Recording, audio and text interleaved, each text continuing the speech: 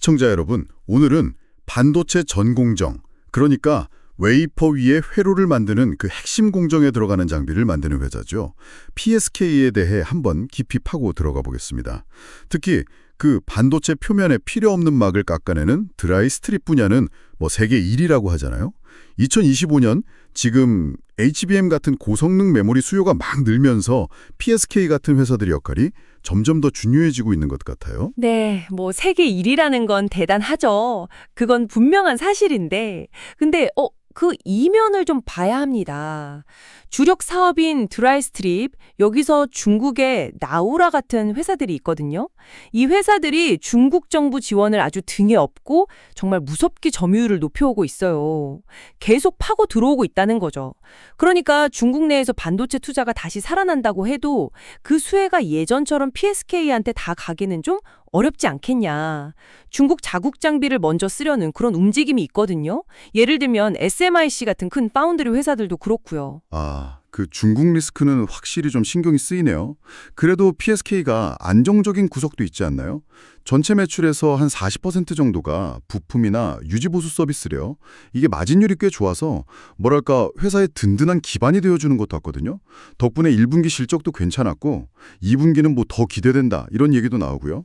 또 HBM 투자 때문에 국내 고객사들 투자가 계속되고 있다는 것도 좋은 소식이죠. 네, 단기적으로 국내 투자 효과는 분명히 있습니다. HBM은 지금 워낙 뜨거우니까요. 근데 길게 보면 삼성전자 평택이나 SK하이닉스 M15X 이후에 대규모 투자는 조금 숨고르기에 들어갈 수도 있다. 이런 전망도 나와요. 결국 계속 크려면 새로운 기술이나 새로운 시장이 필요하다는 건데 이 부분이 아직은 좀 불확실하다는 거죠. 그래서 PSK도 기술 개발에 되게 힘쓰는 것 같더라고요. 기존 드라이 스트림 말고 새로운 먹거리로 드라이 클리닝 장비라는 게 있대요.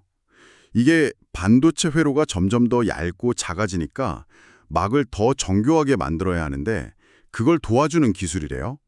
지금 SK하이닉스에서 테스트하고 있고 내년 하반기쯤이면 양산 라인에 들어갈 수 있을 거다. 즉 콜 통과를 기대하고 있다네요. 가격도 한 20억 원 넘고요. 드라이 클리닝은 근데 아직 D램 공정에만 좀 쓰이고 있고 시장 자체가 습식, 그러니까 예전 방식에서 건식으로 이제 막 넘어가는 아주 초기 단계예요. 그리고 이 분야는 어플라이드 머테리얼즈라는 아주 절대 강자가 버티고 있어서 경쟁이 쉽지 않죠. 또 다른 기대주, 그 베벨 엣치라는 장비요? 이건 웨이퍼 가장자리를 아주 정밀하게 깎는 건데 이건 장비 한 대당 가격, ASP라고 하죠. 이게 25억에서 30억 원으로 제일 비싸요. HBM 만들 때도 일부 쓰이고요. 근데 이것도 글로벌 강자인 램리서치랑 특허 소송에 걸려 있어서 이게 좀 시장을 넓히는데 발목을 잡을 수 있다는 위험이 있어요. 목표 매출이 300억 원이라고 하는데 전체 시장이 한 3천억 원 정도거든요. 거기에 비하면 아직은 좀 갈 길이 멀죠. 소송 문제는 있군요. 그래도 그 관련 특허가 2027년, 28년이면 만료된다고 하니까 장기적으로는 좀 풀릴 수도 있지 않을까요? 그리고 ASP 30억 원 넘는 걸 목표로 하는 메탈엣치라는 새 장비도 개발하고 있다고 하고요.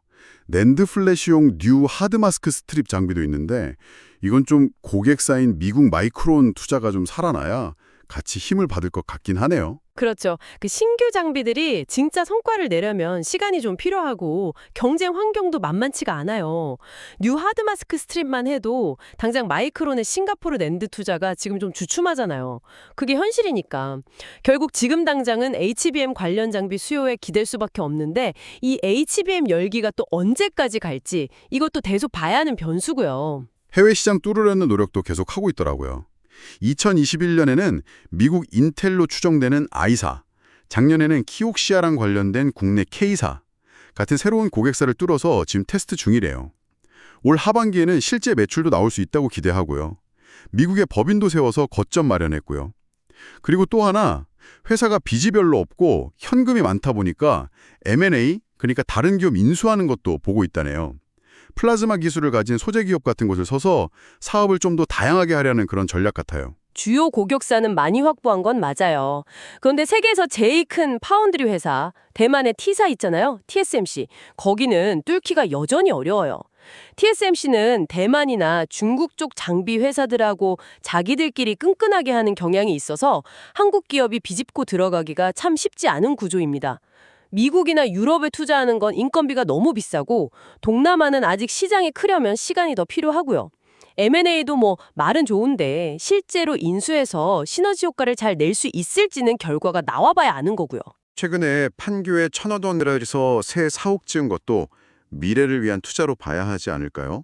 SK 하이닉스 용인 클러스터하고도 가깝다고 하니까 지리적으로도 좋을 것 같고 감가상각도 30년에 걸쳐서 한다니까 당장 재무 부담이 확 커지는 건 아니라고 하고요.